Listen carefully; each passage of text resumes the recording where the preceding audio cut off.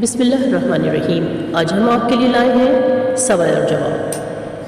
پہلا سوال، کیا آپ جانتے ہیں کہ قرآن مجید کے پہلے حافظ کون تھے؟ جواب، نبی کریم صلی اللہ علیہ وآلہ وسلم قرآن کریم کے پہلے حافظ تھے۔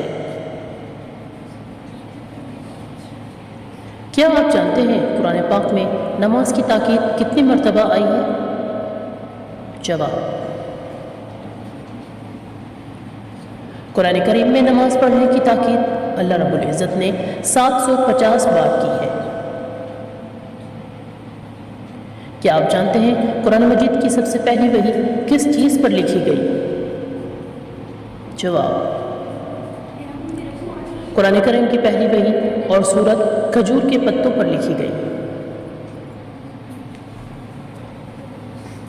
کیا آپ جانتے ہیں قرآن مجید میں کس نبی کے واقعے کو بیان کر کے اللہ رب العزت نے اسے احسن القصص کہا ہے؟